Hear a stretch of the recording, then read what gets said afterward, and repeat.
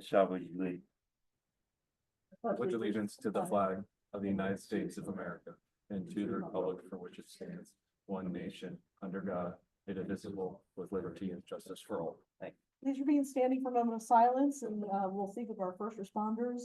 We go, Goshen Fire Department and all of the others that serve us, as well as our hospital workers.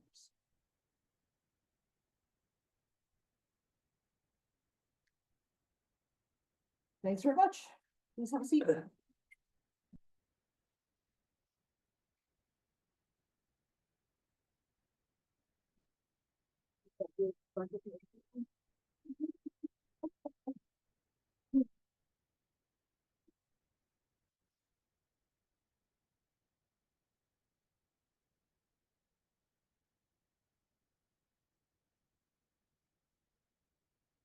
We'll wait for you, John, no worries. Start without me. That's all right. Right. Absent tonight are Dave Ware and Barbara Emery, but Barbara is on Zoom. Thank you. Please be seated. The meeting will be recorded on Zoom and a recording will be uploaded later to the Township YouTube channel. Under the chairman's report, we met in executive session prior to this meeting to discuss personal matters. Is there any public comment regarding non-agenda items at the moment? No? Okay. Under next. Okay. Emergency service reports, WeGo interim chief Dave Lee.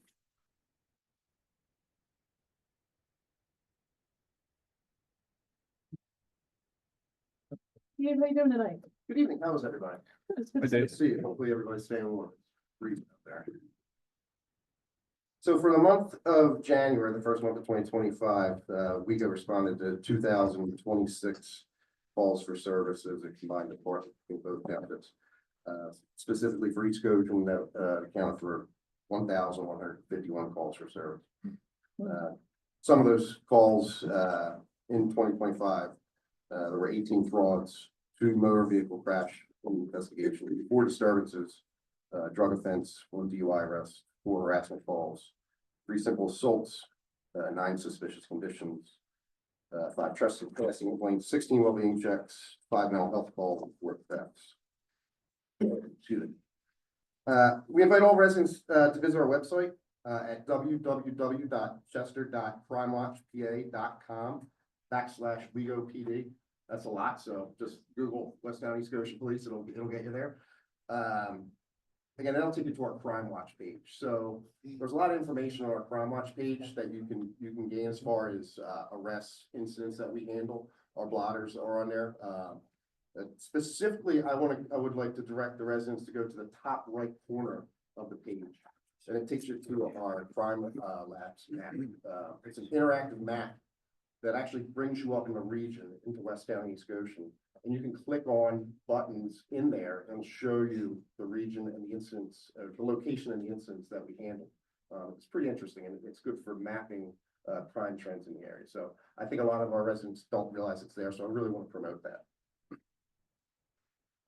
Additionally, in the crime watch page, you can access certain services we provide. You know, if you want to provide if you're away on vacation and you want to check your residence, you can submit a vacation check request form.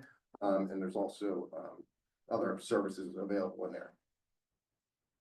A trend that we've seen continuously, I know I spoke about this last month, but 18 frauds again in East Goshen, and they range again from different family or grandparent scams. Now we're seeing there were a couple, technological scams using social media pages. In particular, there was one incident where a female resident uploaded a TikTok video. She was then contacted by somebody through direct message, asking for permission to basically paint her TikTok. They discussed back and forth payment arrangements, for her to be able to do that. The victim actually gave her information, her bank account information. This person was able to go in and freeze her account. Luckily, this victim was able to contact her bank in time, and she was not at a loss, so. But again, these scams continue to go on. Again, we're going to have public outreach programs to advise our residents. I have one coming up at one of our local seniors assisted living locations this month. We're in final works of getting that done, so. Dave, where will that be? It's still in the works. Oh, It's okay. still in the works. Okay. Yep, once I have that date, I'll let you know, Michelle. Lastly, we do have a coffee and conversation coming up. This will be in West. This will be Thursday. It'll be from noon to 30. I invite all residents, whether you're in East Goshen, West Town, or otherwise, even if you're just, members of our community, come and meet me in person, come meet our officers, just an informal chat about whatever you want to talk about. We'd be happy to see you there. So, Where's that gonna be? I'm sorry, the West Town Giant in the marketplace. I was just making sure. I'm glad that Dave mentioned that because when I talked with him about it yesterday, it was still up in the air for us to get 7 to 10 inches, but apparently now we're not supposed to get any snow. So Yeah, it's gonna be on, so unless it changes, it's Yeah. on. I also received a phishing email. And I contacted Mike Ragney, one of our detectives, and I actually forwarded it to PayPal. Because they use the PayPal logo and it looks official, but as soon as you hover over who sent it to you, you can see that it's not going to PayPal, it's going to somebody just Yeah, phishing. and they make it look so legitimate that, you could be very easily fooled by this. But you can always forward it to the company that they're spoofing. Yes, yes. So Norton, McAfee, PayPal, Right. and so on. And the other one, so I just want to reiterate as far as one of the other ones, everybody hears about the cryptocurrency. If you get an email or any communication and they say send cryptocurrency or send, it's a scam. It's a scam. Do not do it. I plead for you not to do that because we don't want to see anybody out of loss of, we've seen, like I said, last month, thousands and thousands of dollars. Thank you very much. Thank you. Have a Thank nice- you. Stay warm. You see. All right, now we have Grant Everhart from Goshen Fire. Needed this time. Good to see you. Yep. Okay, so for the month of January, Goshen Fire Company responded to 65 fire calls, 35 police calls, and 474 EMS calls. In East Goshen, we had 28 fire calls, 7 fire fleet calls, and 232 EMS calls. Major calls for the month. Fortunately, there were none in East Goshen, but we did have 2 building fires in West Town, 2 building fires in Edgemont Township, and a building fire response to East High School. Turned out to be a boiler malfunction. Did that occur during school hours or was Yeah, anybody in the building? Saturday morning. Oh, that's fortunate. The only thing else going on is we are mailing our reminder letter for EMS subscription drive. So next month I should be able to give you an update. How we are. Cool. Mr. Chairman, I just have one quick comment. Grant, I want to thank you and your team. It's probably a month ago, my grandma actually, my parents live 3 houses down, and my parents are in Florida, and they got a blink notification that there was an ambulance at my parents' house. It was an 88-year-old grandma. She had shortness of breath, and the EMS we live right across the street, so they are there quickly. But they are super professional, and they got her to Chester County very quickly. So just want to appreciate and thank you for your team and how quick and they're very helpful and informative, even for my 88-year-old grandma. So thank you. I don't remember who it was, but just please pass them along.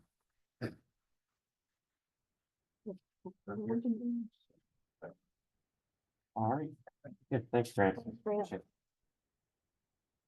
There, any other emergency reports? That is it for the people that are here, Mr. Chairman. Obviously, Good Fellowship and Malvern are in the packet if anybody wishes to look over that. Excuse me, I'm not trying to interrupt. I did raise my hand. Go ahead.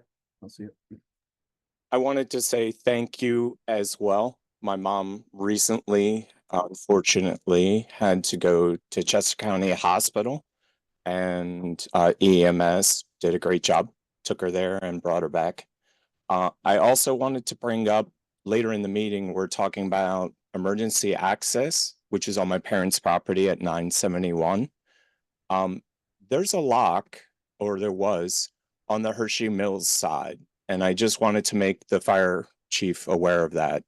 It's an emergency access road, and I'm not sure if it's legal to put a lock on it. I mean, you can't lock an emergency fire exit, so I'm not sure the legalities of that, but I think it's a bad idea to have a lock on an emergency access this road. Sorry, I keep hearing myself back, so give me, but that was it. Thank you so much. Well, I'll check on the gate. I mean, we have old cars, we can cut pretty much any lock, but I'll take a look at it tomorrow. I appreciate that. Thanks, Grant. Yeah. All right. Thank you. So I will sorry, thank you, Go Mr. ahead. Chairman. Yep. In absence of Dave, I will be handling the finance and treasurer's report. If there's not something I can answer, I will write it down and get back to the board member who asked it immediately. So All right. with that, with the financial report, as of January 31st, net of pass-through, general fund had a preliminary year-to-date revenue of $340,618,000 and expenses of $946,241 for a net result of negative $605,623. As of January 31st, the entire general fund balance was $5,536,752. Mainly, this is cyclical. There is not revenue really collected this time of year, so you're going to see that imbalance as expenses march on and until we get to tax season. The budget year-to-date revenue finished 3.6% or $13,000 less than the January budget. EIT collections, park and rec activity, and miscellaneous recharge revenue from highway and streets helped to offset the budget shortfalls in public safety and fees. Year-to-date expenses are 14.6% or $162,000 less than the January budget. Mainly that's due to the offset by the lower than usual WeGo police contributions this month. But what's really driving expenses for the last 6 weeks to 7 weeks has been the weather. Obviously with the storm after storm, and even the smaller storms are sometimes worse because you have to salt. So that's really the story of the expenses for, again, since January 1st. So thank you, Mr. Chairman. Any board members have any questions about the financial report? No? Cody? Nope. Barbara? Nope. All right. On to approve the minutes. Mr. Chairman, I move that we approve the minutes of November 19th, December 17th, January 6th, and January 21st. Second motion.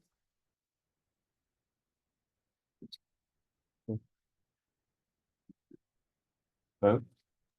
All in favor? Aye. Aye. Aye. Okay.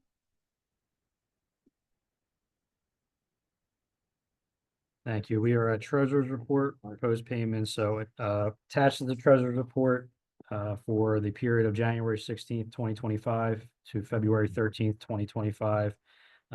EIT collections, transfer taxes, LST, real estate interest income, quarterly recharges, Comcast franchise fees, all drove the general revenue during this budget period. General fund expenses included the monthly WeGo contribution, again, salt for the winter, road maintenance, insurance payments, engineering costs, and volunteer service tax credit and routine operational expenses. Just trying to look here, see if there's anything else. But again, same thing with the financial report. The winter storms are kind of driving the expenses right now. Mr. Chairman, I move that we accept the receipts and approve the expenditures as presented in the expenditure register and as summarized in the treasurer's report. Second. Second. All in favor? No, well, we have to have a discussion with the other side. Any questions on that report? I'm just gonna point out that we are over budget on the snow removal. Oh, yes, yes. by- I can by get an about exact, $1 grand. yeah, Yeah, I can get the and, exact number for you. but by the same token, we haven't had any accidents on our township roads, and Nope. there have been accidents on state roads that have not been as well kept, so I appreciate the overtime that the gentlemen have been putting in. There were about 15 trees that came down, in open space and on roads in this last windstorm, and, Ellis Lane was closed for a while, Greenville was closed for a while. And other roads here and there had periods of time when they were out, they were also closed. but Sunday was a tough day. It was a really tough day. I was supposed to meet with Mark yesterday morning at like 6:45, and he texted me and said that he had just gotten into his house at 3:45 in the morning. So yes. Yeah. That's, I just wanted to make a comment, just so people understand that we are over budget on that snow removal. Someone can speak up. Any public comment on any of these reports? Follow question? Aye. Aye. Aye. To old business? Thank you. Thank you, Mr. Chairman. So this is ordinance number 129-A-2025 being proposed. We had talked about this last meeting. This is codifying our rental inspection program here at East Goshen.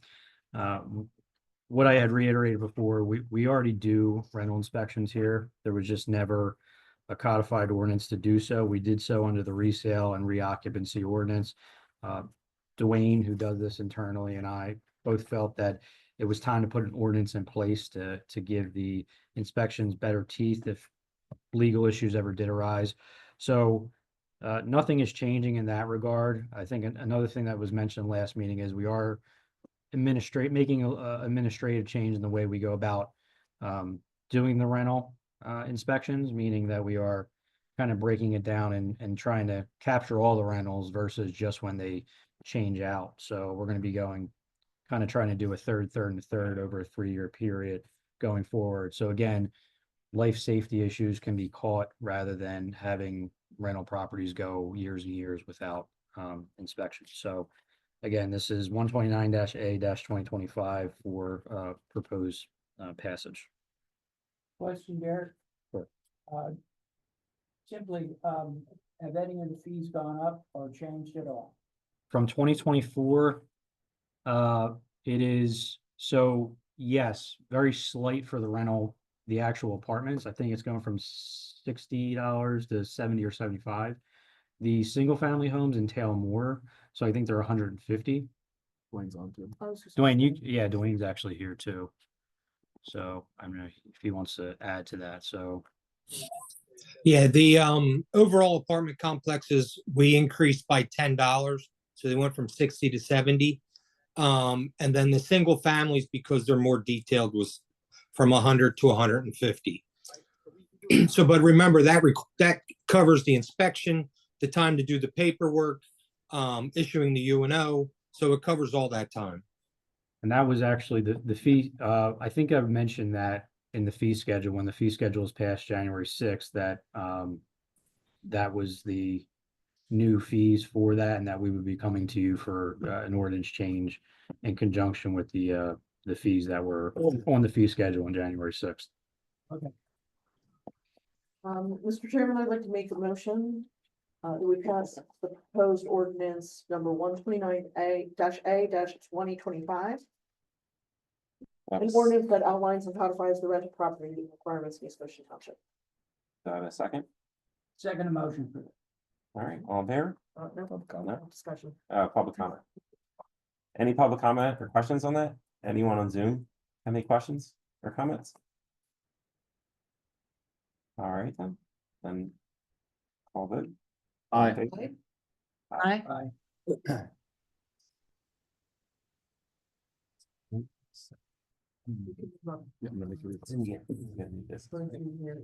All right, so under new business, we're going to move up the appointment of Mary Kruger for the ESAT committee. So I'm going to make a motion to Michelle, who she's looking for. oh, thanks. Thanks, Cody, I appreciate that. So I'd like to make the motion that we approve current member Mary Kruger. She has been an original member of the ESAC as our new chairperson for, the discussion environmental and sustainability advisory council, effective immediately. She's agreed to take on this role and, we're recommending, it's been recommended that we make her chair tonight.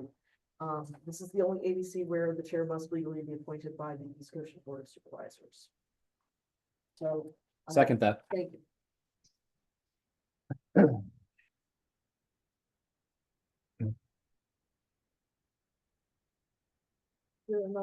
Is there another? For Parks and Rec. Oh, Yeah. We'll do After we pass this, yeah, yeah. I'll take that that. after you guys. All right, No, we can do both. We can do both.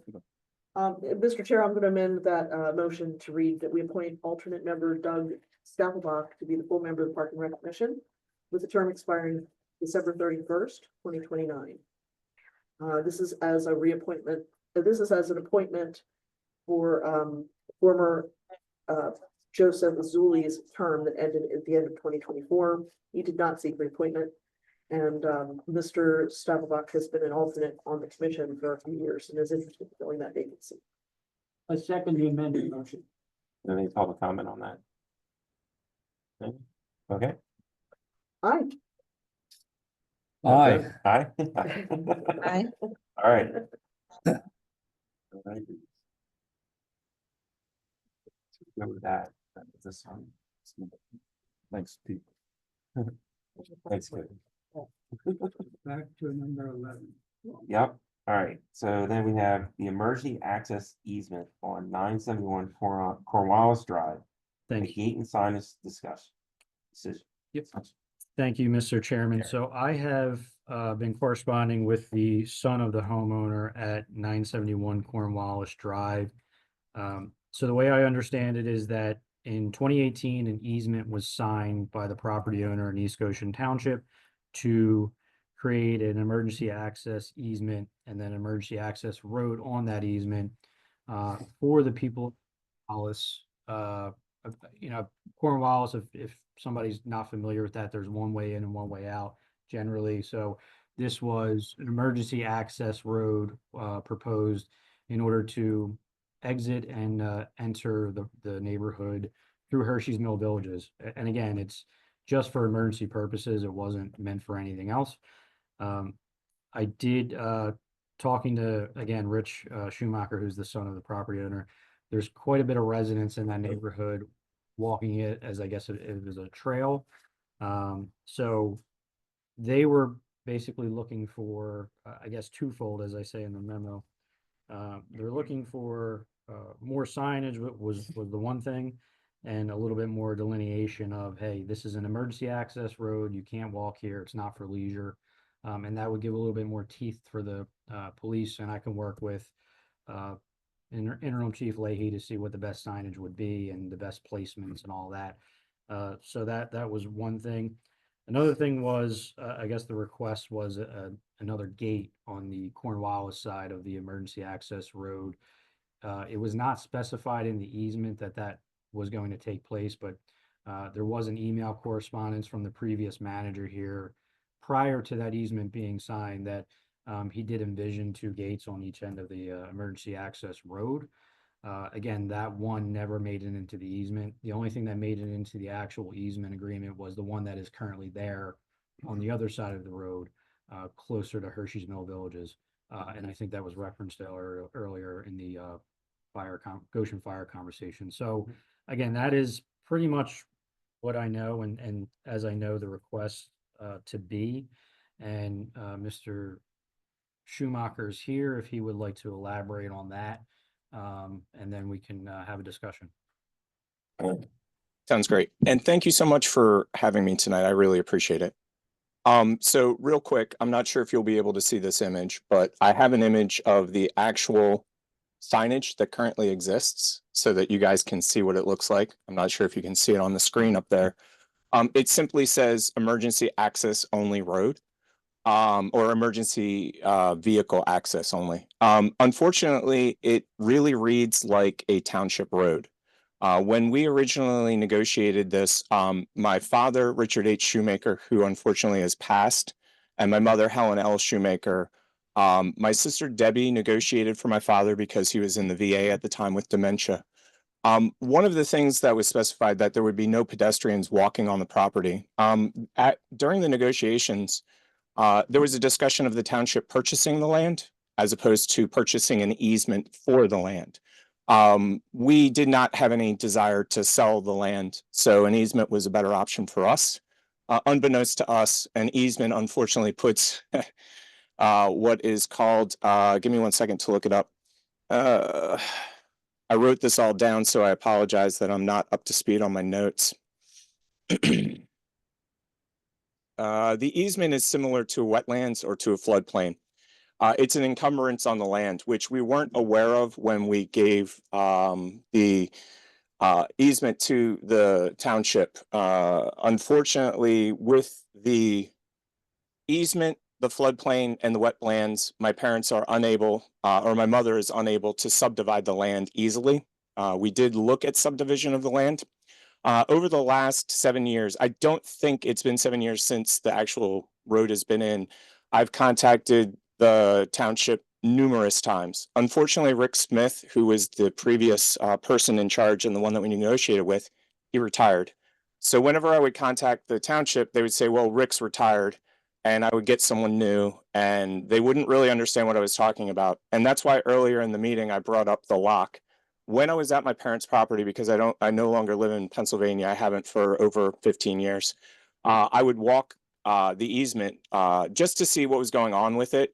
And at the back of the property is the actual gate that was put between our property, my parents' property, and Hershey's Mill. Hershey's Mill put a lock on their side. So when I saw that, I reached out to the township immediately and said, hey, do you guys have a key for this? Can we get a key? We're the closest family. If there was an emergency and maybe the emergency vehicles couldn't get there and nobody had bolt cutters, it would be the easiest way to open the gate. And at that time, I brought up the fact that there were pedestrians walking on it. Just one note or one story about that. My mother, when she was driving, stopped numerous times and would tell people, there's people walking on the property, or she would say to the people walking on the property, hey, that's our property. Respectfully, please don't walk on it. And they would unfortunately get into a fight with my mother. And my mother is currently in her 80s. As I said, thank you very much to the township for taking my mother to the hospital last week. It's really put a real burden on my family as far as the people that are on the street are not aware that it's private property. The signage, as I showed you, simply says emergency vehicle access only. Doesn't say anything about no pedestrians, which if you look at the email during the negotiations with Rick Smith, he literally wrote in big letters, no pedestrians. Our expectation would be that there would be a private property sign, possibly a no trespassing sign, and definitely you guys have it in front of, I do believe, the township, a little person with a circle around it, meaning no pedestrians. Obviously, you can't stop people from walking on it, but going one step further, my mom was under the impression, and I don't think this is true, that when the easement went in, that letters were sent to everybody that were on Colonial Lane, Cornwallis, and the newly created King George's Court. I'm not sure if you guys are aware, but the reason that this access road was needed is because Cornwallis Drive and Colonial Drive, when they got sewers, we went from, I think it's around 25 houses to approximately 60 to 70 houses.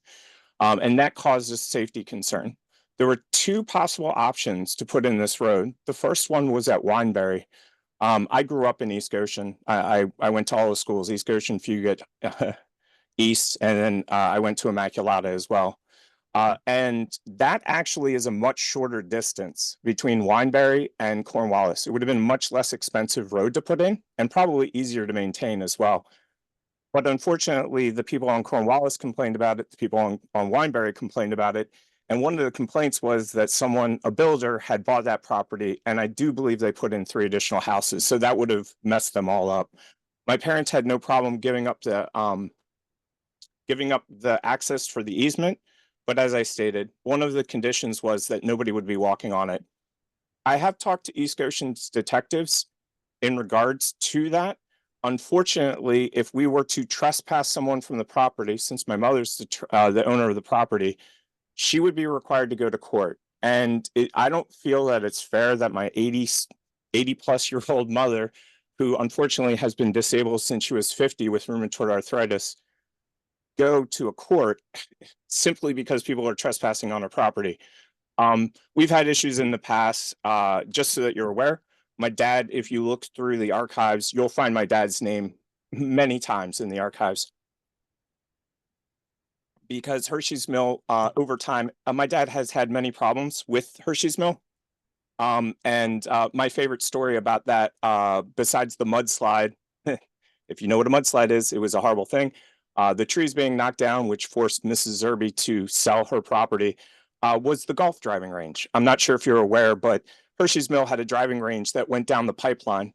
The pipeline, for anybody that's not aware, is behind the opposite side of Cornwallis, meaning the 970 side or the even side. There's a pipeline that runs all the way down that. Hershey's Mill owns the property adjacent to my parents on two of the sides, and they put a driving range at the top of the hill, and we're driving balls onto my parents' property. And unfortunately, we did make them aware of it.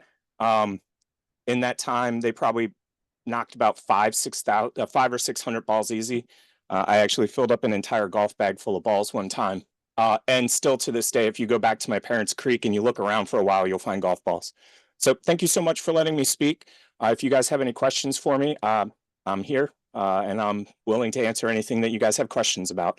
As I stated, from the day that people started walking on the property, we contacted East Goshen. This most recent round of contact started in September of 2024 via phone call and email. So I just wanted to make sure that you're aware that there was no time that we didn't contact you. Unfortunately, with Rick Smith retiring, kind of slipped through the cracks as to who would be handling it. Thank you for bringing it to the board. We appreciate it.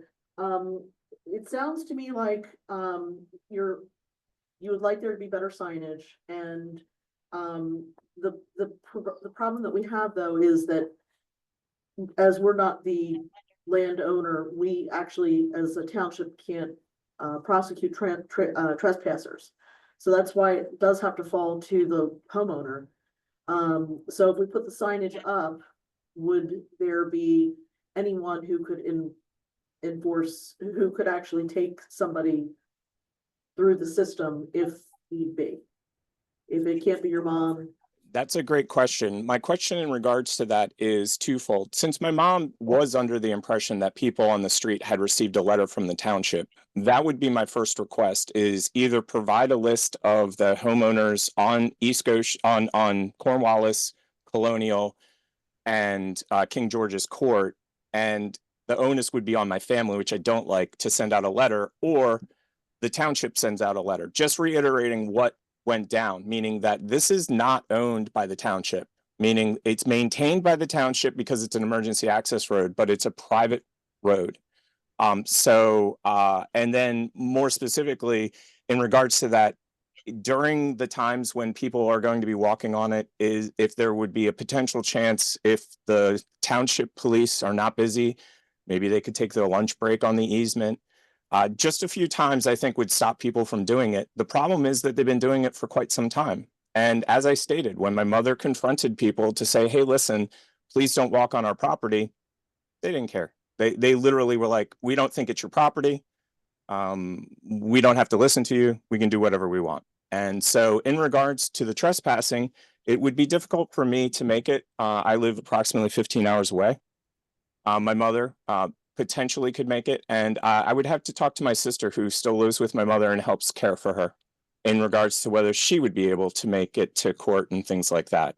But I understand that you're not going to be able to take someone to court. At the same time, though, if the police show up and they're on the property, they would be able to trespass them. And then the police would be able to inform them, please don't walk on it.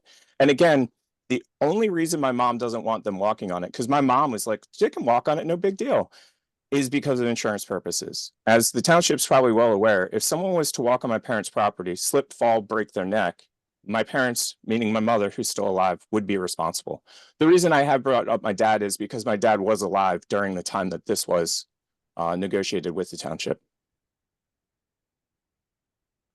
I would ask Mark, our solicitor, a couple of questions. So Mark, kind of liability do we have right now if people are walking on that easement? Do we have any liability at all? Does the homeowner have the liability?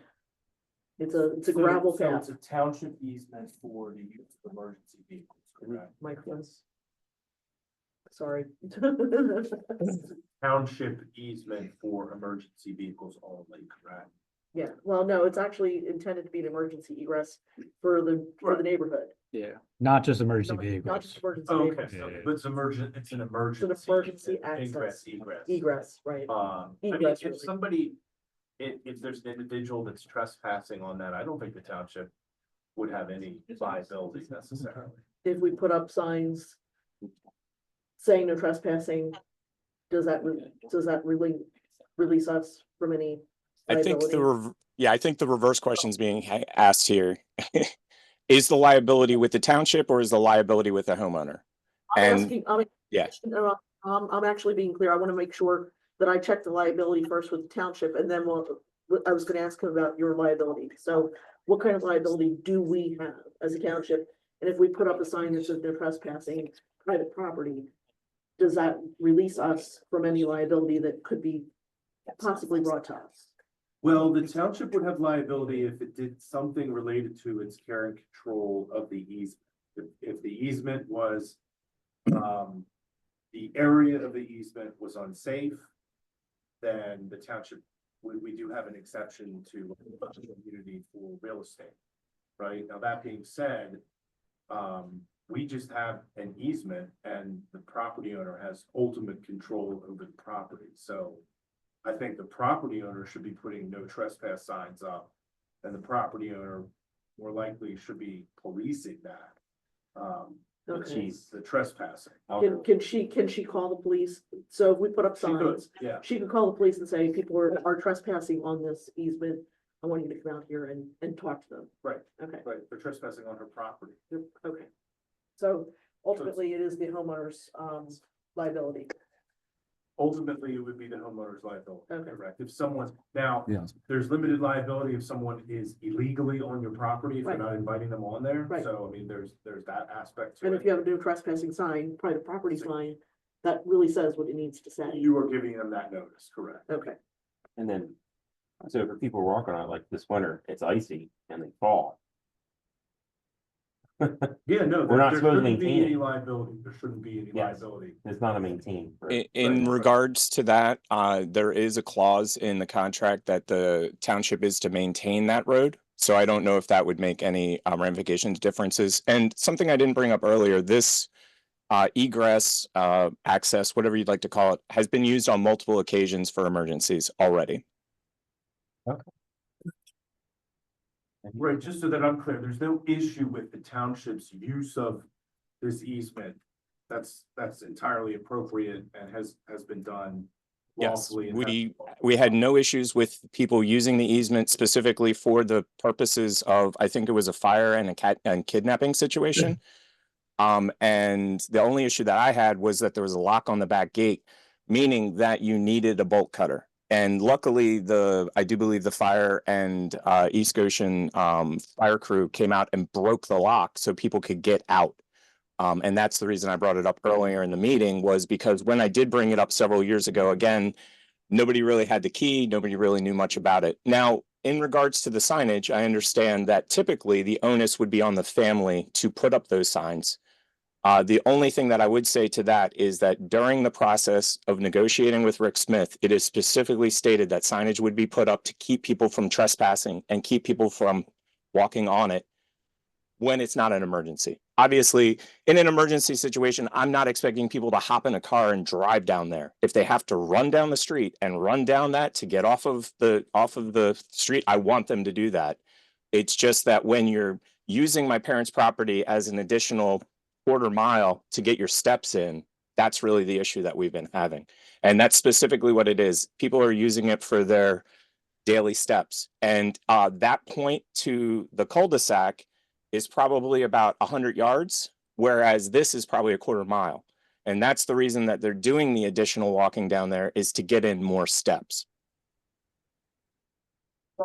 Because we don't have a Phillies game to get to tonight, I'm going to try to open up some discussion here. Yes.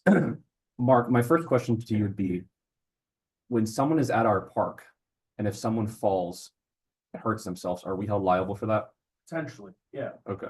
Right, well, you're inviting the public onto a facility that you have care and control over for the public's use. Okay, well, I don't know if there's gonna be board appetite here or from Mr. Shoemaker here, but I'm gonna bring it up anyway. He mentioned that one of the reasons why he said that his family does not mind if they use the easement, but their fear is the easement and the liability that's that. What if we offered to buy it for $1 and have that as our property, and then people could continue to walk on it, but then the liability would no longer be on the family? And we're already maintaining we're already maintaining it because it's an easement. Respectfully, that would fall well outside the boundaries of the cost of that property. And I understand where you're coming from. I know that would be a no-go, unfortunately, with our family, as far as as I stated, there were two numbers that were bantered about between an easement and purchasing the property. And the township said, hey, we really don't want to pay that much money and we really don't want to own it. We'd much rather pay less and we'd much rather make it an easement. And during that process, there were two gates proposed, one on the Cornwallis side and one on the Hershey's Mill side. Rick Smith said, hey, to make it easier for basically emergency vehicles and for emergencies, could we skip the one on the Cornwallis side for now? And in the future, if we run into pedestrian problems, we will re-look at this as putting a gate there. When I was talking to Derek, to Derek, we've had so many problems. I'm just frustrated and mad. And I was like, please put a gate in because it's gone so long. This is not the first time I've contacted the township. Unfortunately, it's the first that the board is hearing about it. Like I said, once Rick Smith retired, my dad and Rick Smith knew each other really well because my dad, unfortunately or fortunately, made a lot of complaints about a lot of different issues. So it kind of puts our family in a weird position because we want the access. We don't really want the gate, I'll be honest. It makes it more difficult for everybody. We just don't want people walking on it. And I don't know the solution to it. And that's the reason that we were promised signage from day one. The signage was never put up. And when I've reached out, hey, can we get the signs? Can we get the signs? Can we get the signs? As I stated, September of last year is when I started this, and we're in January now. And again, it's no one's fault, I don't think. It's just that it slipped through the cracks because Rick Smith, who originally worked on it, was no longer the person. And I think that you guys have divided the way that things used to work was different than the way it works now, meaning whoever handles signage is different than who handles what Rick Smith was doing. So it's kind of muddied the waters. And thank you again for letting me speak. I tried my dollar idea, and with that, I say we're good with this. I'm good with just the signage. Let's try to wrap this up. Yeah. I'm sympathetic to the cause here. Basically because I live on Cornwallis and we really do need that access. I also understand why people don't want other people walking through their yards. So I would like to, the idea of a gate seems to me to be a little far reaching because I know that people that walk on there walk around the other gate at this point. So they would walk around this gate too, I would imagine. I think what I'd like to see tried is signage that made it very, very clear to people that this was only an access road for emergencies and it was trespassing if they walked on it otherwise. Derek, do you think you can work with our solicitor and with Mark Miller to come up with signage appropriate? Yeah, I also like to work with the police department. Good, I there. thought of that. And Good. then also, just so we can, from an enforcement perspective, get the best possible signs. And then also talk about spacing. I don't know if we're talking about staggering it ever so much or just at the entrance. I don't know if the board has any input on that, but for the entrance of both sides, maybe. I think that a reinforcing sign halfway down would help anybody that accidentally walks on it. Because if you skip that first sign, like you don't see it, and you see a second sign, then We can afford more than one sign, believe me, and we'll make them obvious to people. The other thing I want to touch on, Derek, this will be for you again. I don't see why there's a lock on the other end of that gate. That was a Hershey's Mill Villages thing. So we had, since I've been here, it had to be used once. We cut it with bolts pretty quickly. I have to check. I think Mark may have gotten a key for that Okay. since that event. If not, I can. The problem is, if that access road is no use unless, somebody can get through that gate. And, obviously, if there's an emergency on Colonial Cornwallis, you won't be able to get that gate through the normal Yep. area or route, yeah. What we should do, I think, is get rid of that lock. I don't know the legalities of that because it's on, the gate itself is on the Hershey's Mill Villages side as far as the property. So I have to see if the emergency. It's our gate, it's not their gate. No, but the problem is it could allow access. Derek, into- I would be happy to work with you and on that, being a resident there. I know that when I was questioning that lock before I was on the board, I was told that it was it was for emergency vehicles and they could easily breach the lock, but that as a gated community, that there needed to be restricted access, and that if there was a gate with no restricted access, that it gave essentially public access to the village in a Yeah. gated community. So I can work I on it. think there's some research and legalities to look into, and I'm happy to work on that with you. But it's not only for emergency vehicles, it's for people that live there to get out. And if they And- can't get out because there's a lock on the gate, then we've defeated the purpose. The one thing that I would ask your legal counsel is there are laws on the books in Pennsylvania making it illegal to block a fire exit. In my opinion, this is very similar to a fire exit. And if I was to lock a fire exit so no one could get out it, then I would be held liable. Meaning that Hershey's Mill could be opening themselves up for a liability if someone was to get injured or hurt because they couldn't get through the gate. That's the only thing I wanted to bring up. Thank you. I'm gonna make two quick comments here. The one is I'd like to resend a letter from the township to the neighborhood, letting people know that there's signage going up. And No, I'd rather do it. I'd rather do it after we put the signage up, because then we can say, hey, you may have noticed some new signage. But Yeah. Yeah. the letter saying, hey, you Yeah. might have noticed there's Yeah. the signs. Yeah. And that's just to reiterate what has been in place for Yep. this entire time since 2018. Just a reminder, please don't trespass. The other thing is, I had asked a question about, Summit House had, they had one driveway closed off with a chain and a lock. Yep. And I asked Grant to evaluate that situation. That was, 5 years ago almost. Okay. And he said it didn't matter because they could cut through the bolt, they could cut through the chain Yeah. within seconds. And so at that time, he told me that it was not an issue. They could cut through it in seconds, and that's what I was told. So, but that was, and that's. I think they could, somebody with the right equipment could cut through it in seconds. I don't think that's the issue. The issue is, do you want it locked or not? I mean, that's the basic thing. From a time frame perspective, though, because I know I talked to Rich about this on the phone. And I said, if we do put signage up, I could probably do something in 6 weeks. I think, he was looking for something quicker.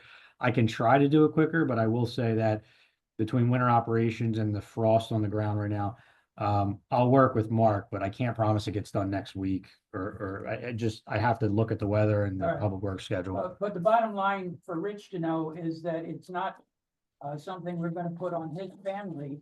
The township will put the signage up and we'll pay for it. We'll do the signage and we'll do the letter. Yeah, no problem.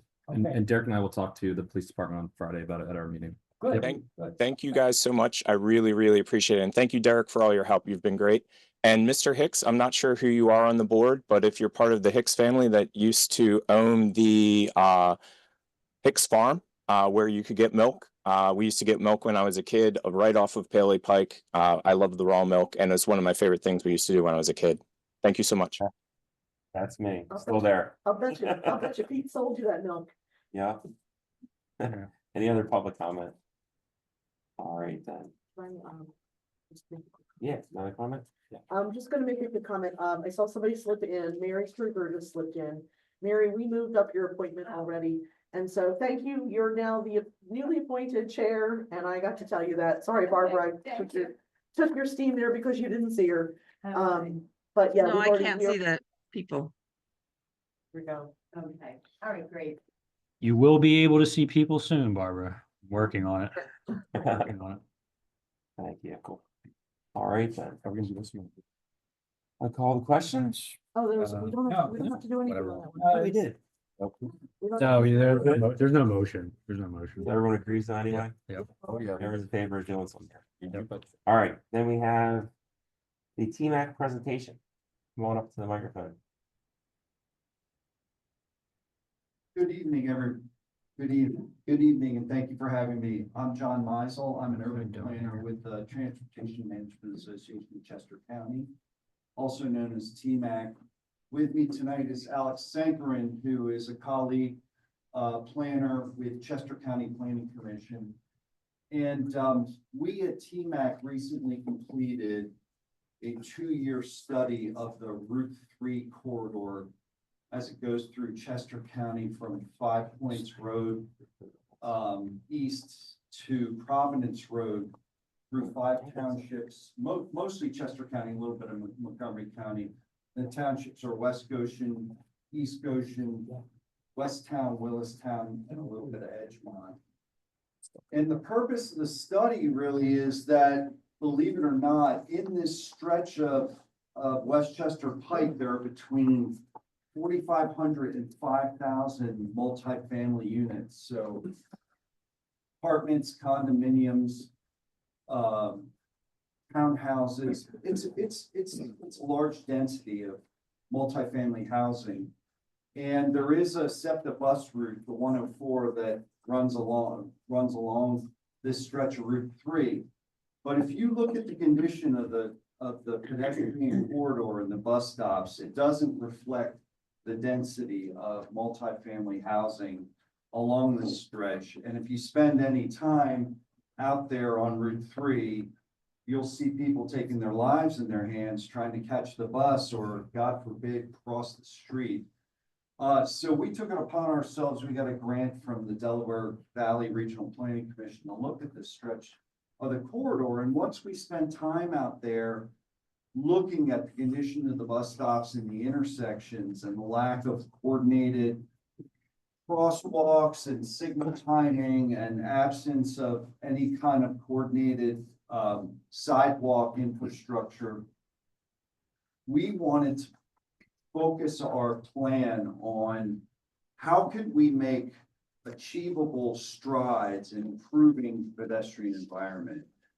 And to make a long story short, what we did was we chose 3 priority intersections. We chose one in West Goshen, which is right there called Club Apartments there, and the West Goshen Town Center shopping.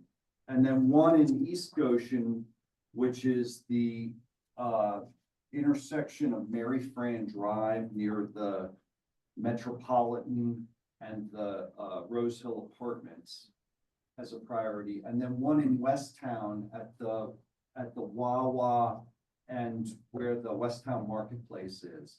And the reason we did that is we picked 3 areas that we hope in the future could serve as priority projects, as focus, one in each township, so one township's not burdened with more than one priority project. And if we can make strides at getting the municipalities to work together and apply for grants to improve these intersections, then we could sort of attack the whole corridor, one intersection at a time. And so what we're doing is we're following up with each of the municipalities, or actually we've met with West Goshen, we're now meeting with you all, and then we're gonna meet with Westtown in a couple of weeks. And we're gonna urge that we keep this project moving, and that if we could get the townships to work together, and if they don't wanna work together, they can apply for state multimodal and county grants as well to start improving the condition of the pedestrian environment. And Alex is here with me because the county, after we finish this plan at TMAC, the county has started an effort to look at the bus stops and what can be done in coordination with these priority intersections. So Alex is with me here tonight.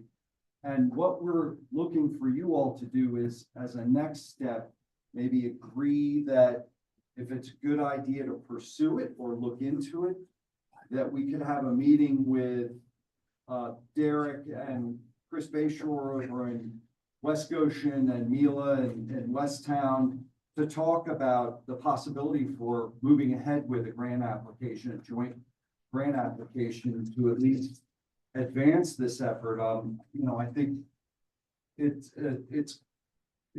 a dangerous environment. Anything we can do to make it more hospitable, connections that we can make between multifamily housing and the bus stops, and then from there sort of make it safer for people to cross. And I think it would be in everybody's interest to do so. Alex, if you want to follow along. So again, from our perspective, from the county, we just wrapped up our public transportation plan update. And a lot of what we talked about is not just the system and where routes go and where we're sending buses and what the Paley Thorndale line should look like in 10 or 20 or 30 years. It's really down at the nuts and bolts level. Okay, how do you feel as a bus rider, when you're waiting for your bus? And with this intersection in particular, the bus stops are offset. No. Right, so at some point, whether it's on your return trip or on your trip there, you're dashing across the intersection playing Frogger in an area where the cars are not really looking out for you, not stopping. Most of these intersections that we're looking at don't have pedestrian signals on all four sides. That would be a major thing to look at. Because people, we want to encourage people to cross where it's legal to cross. But there's some spots on this corridor, there's one down in Edgemont where there's a bus stop there, there's a bus stop on the other side. And there's a no pedestrian sign. It's literally illegal to cross there. So those are the sorts of how is that? Like, what are you supposed to do? That's kind of the stuff we're looking at here, to try and boost bus ridership. And again, as John mentioned, we have multifamily housing here. So this would be something to kind of sell as, okay, rather than as a multifamily unit, instead of owning two cars, one person can use the bus. Maybe you become a one-car household. Save a lot of money saved, keeps less cars on the road. There's a lot of benefits down the line, but it starts with improving the existing conditions. Just a heads up, guys, I just skipped ahead to where our relevancy of the Rose Hill Apartments, I just kind of skipped by the West Goshen and West Town, just for the presentation purposes. Yeah, that photo on the left is the existing bus shelter at Rose Hill Apartments, but the problem, and then there's this other little brick bus, not really a shelter, it's a bench, that's at the other development of the metropolitan, they call it the Highgate. So what it exemplifies is there's never been a coordinated effort to enhance the streetscape and make it safer, like Alex referred to. There's no coordinated system of crosswalks. If you're a four-way intersection, there aren't even necessarily four legs of the crosswalks. There aren't coordinated signals or push button signals. Sometimes people are waiting outside the guardrail and they can't reach the push button signal that is there because it's on the other side of the guardrail. And unfortunately, there's just never been a coordinated effort. And I think once people learn that even though SEPTA is responsible for providing bus service, that they don't have an interest in improving their own bus stops, a lot of things fall between the cracks. That's why we're here trying to negotiate between PennDOT and SEPTA and the county, and TMAC's trying to act as the liaison so that we can push this effort forward. Because unfortunately, PennDOT's in charge of signal timing. They're in charge of traffic flow through the intersections, but they're not in charge of of necessarily improving the bus stop or the pedestrian environment. And then SEPTA doesn't want to necessarily get involved in the bus stop business, and it goes decades and decades without being included. SEPTA is in the bus stop business, so they should be the ones who are maintaining the bus stops, in my opinion. The other thing though is this should not be a county issue. This is a state issue because PennDOT owns all of that roadway and the easements and the right of way. That's not something that we own. And so I don't know what we could possibly do from our perspective, because PennDOT requires that if there's an improvement project, that you have to have handicap cutouts at every single intersection. We have an intersection here at Paley Pike and Boot Road that has handicap cutouts for basically for no reason, because there are no sidewalks at any of those points to go anywhere. There's a gas station on one corner, there's a CVS on another corner, and there's on the other side, it's not the corner, it's actually at a yielded intersection where we have this little village down here of shops. So it's very frustrating dealing with PennDOT because they require these cutouts, and we have right down here at what is it, Commerce and Paley Pike. We have handicap cutouts that go to nothing, but it was required because we did an improvement on Paley Pike. So we have cutouts that don't lead to a sidewalk or to a store or to a government building. It just leads directly over a bridge that it's a swampland, basically. It's wetlands. Yeah. So I just don't understand like why, I don't understand why we would be approached for this, because I don't see this. I mean, yeah, that's great to improve the bus stops, but shouldn't SEPTA be doing that? They just got $150 million from Shapiro. So the reason we're approaching you is that if we can show a coordinated effort and that the townships at least agree in principle that this is worthwhile, we can bring PennDOT along. We work with them every day. I fully understand the gaps in where they're falling short, but if we can show that the townships are on board, we can show a coordinated effort. I think it would go a long way. And Do you have any information regarding how many people actually are at these bus stops every day? Did you So sit there and I have take a ridership shakedown or anything? I have ridership information on the 104 and stops. I do not have detailed information about folks waiting and using bus shelters, bus stops, but one of the things I think we're trying to communicate is that if we wait for SEPTA to take action alone, it's not going to happen, and there are just dangerous conditions out there. And I'm not asking you to commit resources or anything. I'm asking you all just to explore the possibility that we might together push this effort forward. I'd like to make a comment. And it's not about you guys. I appreciate what you're trying to do, but Michelle brought up PennDOT, and this is a little off of your target, but it's a comment I want to make.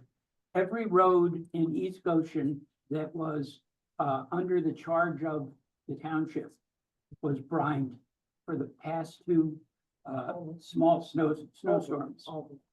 The PennDOT roads that go through our township, some of the major roads, 352 and Root Road, were not brined. They are PennDOT roads, and PennDOT doesn't do it. So as far as I'm concerned, it's hard for us to go to them. They don't come to us. That's it. Mr. Chairman, thank you for coming tonight. I'm supportive of us working with you for this grant application and being good neighbors with Westtown and West Goshen. My job, I work with justice impacted people who don't have vehicles and they use the bus system quite often. So I am supportive of public transportation, and I don't see any harm in us communicating with other townships and working with you during this grant application. Have you contacted like Rose Hill Apartments or anything? Any of that would have all the people that would need these services for their help or input, or maybe they Yeah, could, and- it's their property, some of the bus stops, they could themselves maybe improve it for the residents. So they would, as this moves along, they would certainly be partners in this because a lot of these developments have interior sidewalk networks. Yeah. But they don't have a connection between that interior sidewalk network and the street itself or the bus stop itself. Sure. So as this went forward, we would, they would become partners in trying to make these connections. It would always be advantageous for them to make it better for the residents to get to the bus stop and make a nice bus stop for them. Like I see people, families that have long driveways, put up boxes for their kids to sit in, wait for the school bus on their own. Well, certainly some of these grant applications have match funds and some of that match fund could come from the property owners, the landlords. So we did have a comment from Barbara that said, I am also supportive of working with TMAC, looking at grant possibilities. That's another supervisor that's online, just for your information. Yeah, I mean, ultimately, the thing to consider is SEPTA's in the providing bus service. Bucket, they are not in the providing bus shelters market. We can say they're going to talk about whether they should be, but the fact of the matter is they're not. So, at the end of the day, what are we gonna do about it? Clear Channel, other advertising agencies, a lot of the ones you see on Westchester Pike are put in by ad agencies. They're there for that little billboard. You see everything else is just gravy, right? They're making their money from the ads. So we've explored that avenue, but again, they have to be looking to do something like that. Otherwise, we're looking at, stuff being put in when developers, put new things in. But again, the things that are already existing where we don't have these amenities, it's difficult. And then the maintenance is difficult because no one, even if we get something in there, who's going to maintain it? Nobody wants to take that responsibility. So that's kind of the issue here. But, with the understanding that it's not gonna come from the transportation provider. Who would maintain it then? Well, Would the county maintain it? No, usually if it's the ad agencies, they would be the ones to maintain No, it. I mean, if you get a buy-in from some of the townships, who's gonna be responsible for maintaining it? Then the township or the county or the state? Typically, the ones that we've worked on, we just worked this past year to get a bus shelter at, on High Street outside the Saxby's in the borough of Westchester, and one on Church Street in Phoenixville. We did two in the last year. Both of those, we granted the money to the municipality. They will take charge in the ordering and the maintenance of the shelter. I have no interest in, I have no interest in exploring anything until I have more information as to, I'd need to know how many people are using these shelters in order to have a better understanding. And something that the township should be getting into. We're not in the bus stop business either. And I'm not saying that flippantly, I'm not saying that in a derogatory manner, but we already have a lot of assets that we do have to deal with and maintain. And there are PennDOT issues that come down to us that we have to abide by. And yet PennDOT's not there for us for basic, simple road maintenance. Have you driven down the road lately? There are potholes everywhere.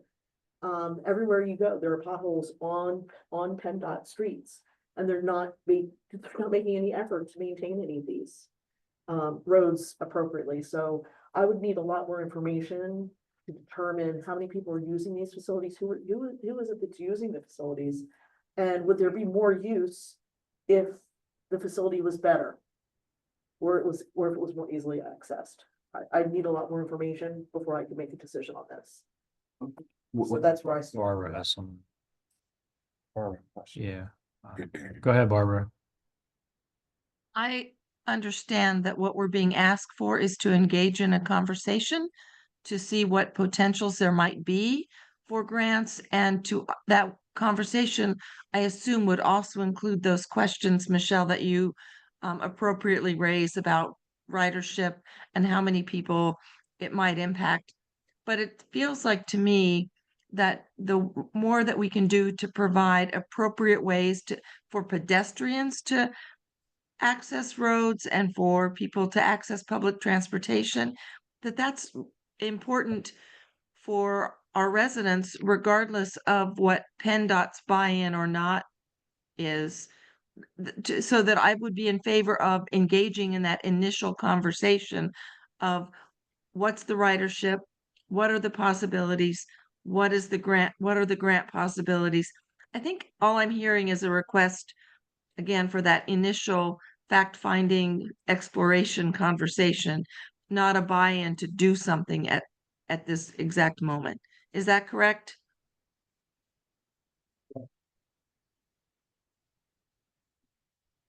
Um, Well, Yeah. where does it go from here?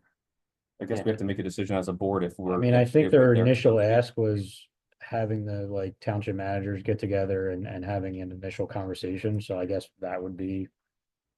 That would be the question on the table for the board. um. Yeah, I think we need to get more information and then I guess more information about their townships and then. More information from all the apartment buildings and large housing areas that are gonna be affected by it. That what their buy-in is to and what their necessity is to, like, if they're gonna work with you, because. If you're gonna put up stuff and shelter and all that, and they're not gonna bring everything to it, then. It needs to all work together, not just put it up. Or something, like, but we need a lot more information. Of what the impact is and the cost, what everything's would be. How much it would be covered by, and then working with PennDOT on top of that. Because that is part of PennDOT's road, I guess, It is, is. that's their road. And their space, you gotta build it in, not ours, it's not really our decision to do any of that. It's PennDOT's. And the property owner on the other side. So. Do we have Derek go to a meeting to find out more information? Yeah, we It's can up to you find out guys. more information, I'm not I saying, think that's what the request was. I yeah, think yeah. finding out more I information. think that's but the request, is the fact finding and the initial conversation. Yeah, things should be safer, I agree with that, but there's a lot there. It's fun. Yeah. So I guess we have our answer then. Derek will, I guess, then talk with T-Mac about. Yeah, I can when coordinate it's next gonna steps. be I mean, next, and then Yeah. get doesn't more cost any information. money for me to go and meet with T-Mac, so. Yeah, And then we Fine. can talk. Thank you. From there, thank you. thank you. Thanks.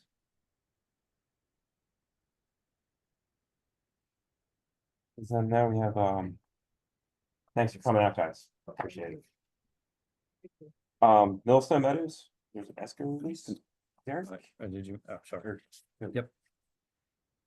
Thank you, Mr. Chairman. So, yeah, there is a request a release of Millstone Meadows. Obviously, when these new developments are coming about, depends on the developer, but some ask for, releases from their ESCO based on how much the amount of work has been done. And this is the first escrow release request for it. You can see it outlined there. I think Kelly and the engineer at Pannoni were fine with the amounts being released, so that's on the table.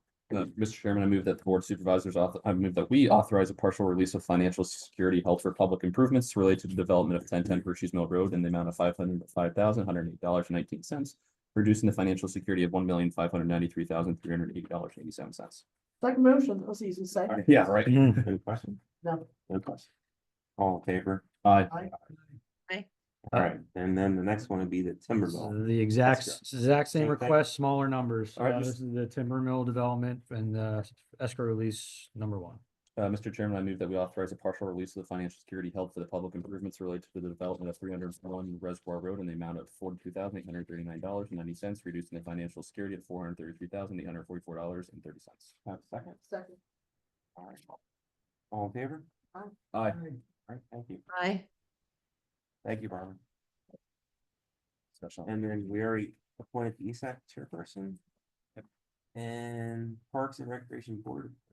That was good. That was done. Okay, that's right. Oh, okay, that's right. That's why you did that also. Any standing issues or projects? Discussion March meetings. Yeah. So the meetings. March meetings, we're gonna meet twice in March, March 4th and March 18th with some things coming up. We don't have to discuss it tonight, but probably at the March 4th meeting, we should discuss April. April's a little tricky. I know Michelle's going away. I'll be on vacation for a week. So again, just a heads up, I'll look at some of the Tuesdays in April and see what works best, but we might have to do some reconfiguring in April, and I'll bring that up at March board. I can be flexible. If Barbara was able to zoom in, I should be able to Okay. zoom in as well. Barbara, go to sleep. I'd love to make a motion Please. to adjourn. Oh, I think we have a public comment. Yeah, I'm public sorry. comments, yeah. I'm sorry. Yeah, oh, yeah, no other matters. And then any public comments, if you'd like, please come up. Sorry, Jack, I wanted to cut you off. I knew you didn't speak. she's up late. Many of you know who I am. For those who don't, I'm Jack Rickenbach. I am a resident for 40 years in Hershey Mill Estates, 58 Langley Drive. This issue bubbles up occasionally because I have a disgruntled neighbor who does not like the fact I do music events in my backyard. And I was told last year, right about this time, from, you all know who David Shuey, a former supervisor, was. He called me and said, Jack, I think you should be prepared. There might be a lawsuit coming your way. So subsequently, I had a meeting with Derek and Dwayne. Is Dwayne still around? I don't know. Yes. Okay. So anyway, there.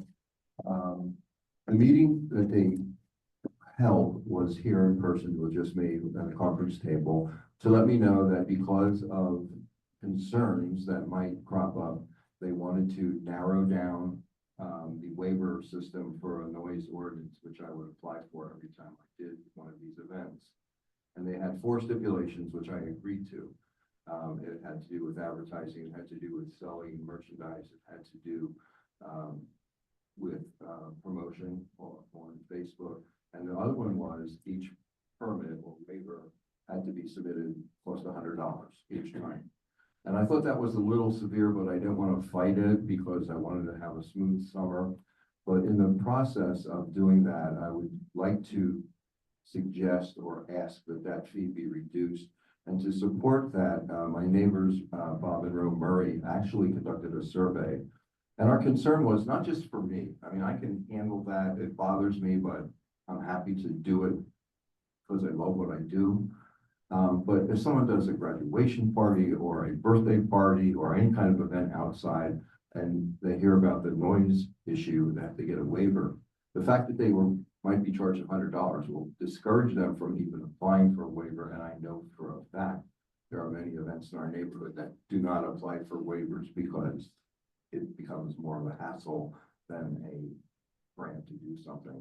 So I'm thinking it might be some unintended consequences having it at $100. So I'm suggesting or requesting that that be reduced in some manner. And Bob and Ro, if you want to talk about the circle.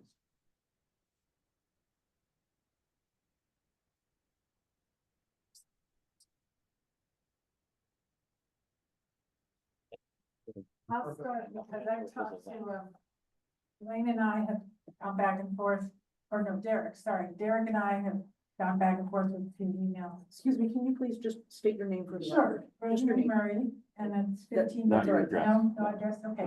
And so, anyway, we often go over to Jack's, and, he just has a lot of friends that play music and they play in his yard. As I said to Derek, everybody has gray hair. They have beach chairs. This is not rock music. We play guitars and it's pretty laid back. So we have a lot of neighborhood parties because we have a pool area and, there's music down there and barbecues and all sorts of things. So anyway, I had 100 neighbors sign this petition and I can pass it around and I know I emailed it. And they have their addresses and their names and I can pass it around. And they're all saying that they think it's unfair that we would have to pay $100 to have a gathering on our own properties. If, I know Jack is usually done by 7:30 on a Sunday. So if it's not late at night and it's on his property, and it's the same for any other person in the neighborhood, we don't understand why it's such a problem. You know, I can see if it was going into 11 o'clock at night, but 7:30 is pretty early. And it's not loud. He checks with the meter all the time to make sure it's not loud. And it's just gotten to be, as he said, a big hassle. And a lot of the people in the neighborhood are concerned, like, is that going to affect our neighborhood parties? Because we have 4th of July, we have Labor Day, we do all sorts of parties. And we have easily 100 people, I would say, at these events. And they crank up the music, and it's a partying neighborhood, and we're the old people. So the younger people go a lot longer than we do. And they're all concerned about this, like what happens to our neighborhood parties, what happens to individual people that have family reunions, graduations, whatever, like, why do we have to pay $100 for that? Because one man is upset because he says he doesn't like to be with his neighbors and he doesn't like music. Why should that one person make it difficult for, what do we have, 148 houses in the neighborhood, when everybody else is fine with it? And they've all signed that saying they don't have a problem. And I could probably have got more people, but those were the people at the new neighbors party. So, so anyway, that's why we're here. We just think $100 is unreasonable for a neighborhood get together. So- I'll add just one other thing. Oh, can you please speak into the microphone because Barbara can't hear you. My name is State your Robert Murray. State this. And just one other thing that, we understood that one of the reasons. Please speak directly into it, thank you. Fee is the, cost of notifying the neighbors. Jack invites everybody in the neighborhood to every one of these parties, so they all know about it before they get this letter. And a lot of the people that come are the nearby neighbors from our neighborhood. So the letter that you send is not doing anything. Well, we legally do have to send it out because of the ordinance. I mean, that's. So if I could just clarify a couple of things here. Some of the stipulations Jack did say were specific to his property, and specific to those events. The one that was not was the fee, that is associated with the noise waiver, and that's township wide. And there was not a fee in place, admittedly, up until last year. Dwayne and I looked at this from a holistic approach and said, well, there is a lot of time that goes into this, at least a few hours, to go into GeoPlan, make the calculations of, because it says, I forget in the ordinance, it says, I think 1,000 feet, but I don't quote me on that. We might have reduced it to 500. So it was 1,000. I think we reduced it. So we have to do those calculations. We have to get the letters out. He has to write the letter. There's some legwork with the people actually making the request to make sure the event goes off. Sometimes there's tents involved. So it goes well beyond this event.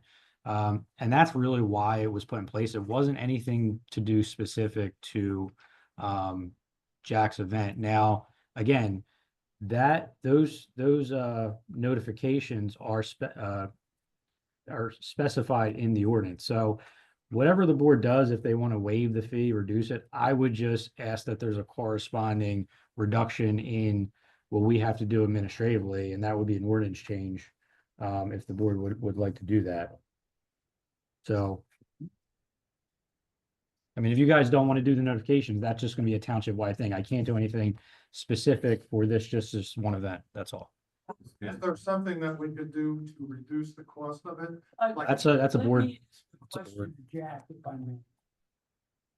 We were led to believe, and I don't know if it's true or not, so I'm asking. We were led to believe that you pass the hat and take up a collection every time you have one of these get-togethers. That is correct. And that people contribute. Correct.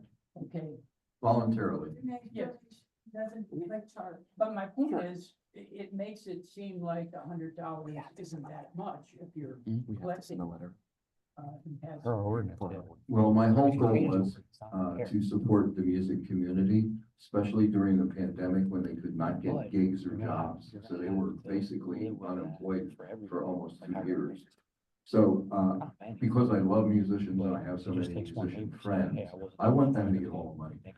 It costs me every time I do one of these events, besides the $100. I buy ice to have, for the water, we buy some So snacks. you give it to them. It's basically a cover dish, but they get all the money. I get no money on this. Okay, I understand that. That's all I. Okay. No, I'm good. No, Sorry. This is impressive, by the way. petition signatures. It's a pain to get them. So, it is. I did for political candidates. It's terrible. You can make money doing this. So, yeah, good for you. So I hear you. I hate fees, but I just have a problem. I know it's our ordinance having to pay for a letter to go out that the township would eat the costs on.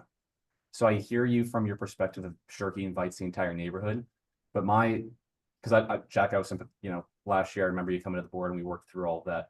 My only problem is if we remove the fee from the ordinance, all it takes is for one neighborhood party, and not your neighborhood, a different neighborhood, for one person to come to us and be like, why wasn't I notified of this graduation party? Or why wasn't I notified of this birthday party? And I understand you're rolling your eyes, and trust me, unfortunately, people will do that. It's hard to believe they do that. Yeah. So Oh, it puts us in a different situation. Then people are like, well, why'd you remove it? I used to get notified. So it's like that weird pickle predicament. The people who have to get notified around Jack's house, those addresses aren't going to change. So you don't have to look them up every time. The letter will not change anytime other than the date on it. We could Xerox the letters, write in the date, or print them out with the right date on them. And we can take them to those people. We could show them to you and then take them to the people if that's what you want. I don't think that's what we want. I think it's a legal issue on our standpoint, and it's $100 to cover the time it costs to pay the township to do the work. Probably covers their time, and so it's not a cost to the other residents of the township for that. What if we gave you the letters in a stamped envelope? Then we'd have to allow that to be for everybody and Yeah. we'd have, because. If it's for one, it's for all. It's for all. So speaking to the microphone, so Barbara. I think- Is it possible to reduce the fee from $100, which is pretty high? It's the cost of us to do the work. I mean, that's what it costs to do the work. You gotta pay someone. I don't know what people make. Yeah, I mean, And- I think we talked about the fees a lot, Dwayne and I, leading up to the new year, every single year. I mean, I think when you look at sending a letter and, again, I'm not saying specific, I know you said that this 500 feet for Jack's event is pretty much set in stone, but when you look at creating fees, you have to look at it overall. So when you're looking at a new event and it's coming up where you're sending out the letter, you're getting into GeoPlan and doing the calculations of the 500 feet, you're writing the letter. You're also having to coordinate different things with the owner of the property based on what's happening. Some of them need tent permits. So again, I think, quite honestly, I think $100 is a little low. I don't care. If the board reduces it, the board reduces it, but I don't think it's outrageous for specific events that happen in the township, regardless of this music event or not. So. That makes sense, Derek, but may I make one possible suggestion? One of the stipulations that we discussed and agreed to at the meeting was I could only request or apply for 4 events a year. And that's fine by me. I don't want more than that. But if I know probably by, let's say, April, early May, what those 4 dates will be, could I do one waiver fee at maybe at a reduced price, so I'm not have to pay $400 for each? I don't have that. I mean, I don't have that power. Again, policymaker, I don't have that power to say that. I mean, it's in the fee schedule and it's not outlined like that in the fee schedule right now. So, I mean, it's something the board can talk about if they want to change the fee schedule and give a reduction for, an all-in-one thing. Who's that? Policymakers, the board. I just want to say, it Yeah. implies, I mean, I understand this group is looking for solutions as it relates just specifically to you in the neighborhood, but the township manager and staff needs to look at this ordinance as applicable to every, resident in the township. So it doesn't, these solutions don't necessarily make sense, and they're not like something that. I understand, but again, the thing to be unintended consequences of knowing you have to pay $100 for your son's birthday party. You say, well, I can probably get away without paying that, just have a party. And that's gonna happen. I know it's gonna happen. There is a Right, public that's comment. Oh, Yeah, there's a public comment. real quick, we have a public comment. So one thing I wanted to bring up, and I understand that you're doing mailings, it's fairly expensive to do a mailing. Their current stamp cost, if everyone's aware, is 73 cents. So that would be an issue.